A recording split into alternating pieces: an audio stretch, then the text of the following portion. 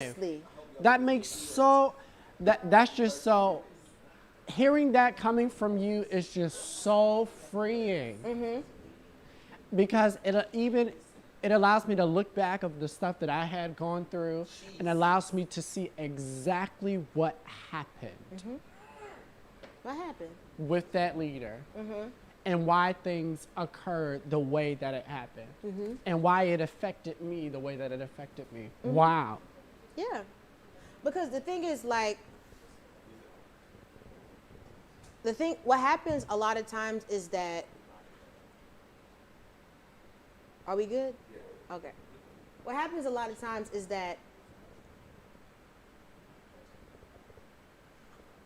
church ain't real life sometimes for some people.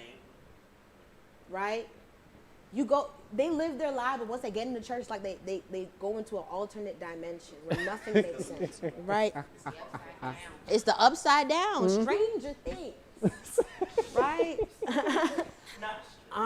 And like one of the things, that we see a lot is, especially that I've seen, and I think it also needs to be addressed, is like, all right, so now think about it. Now we've unpacked the narcissism. Now imagine now being young, anointed, called, in the presence of a narcissist. Breathe.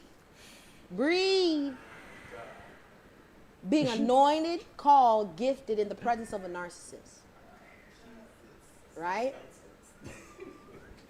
What happens is, Tell us what happened. what happens is now you are an enemy to the kingdom that they're trying to build. Saul wanted to kill David Because he was an because enemy. he wasn't an enemy of Israel. No, he wasn't. He never did anything wrong. All he did was get the okay from God. That's to be it. king. All he did was have oil run down his forehead. All he did was stand in the presence of God. And yet he was a target. Because Saul, where my psychologist, Saul was a narcissist.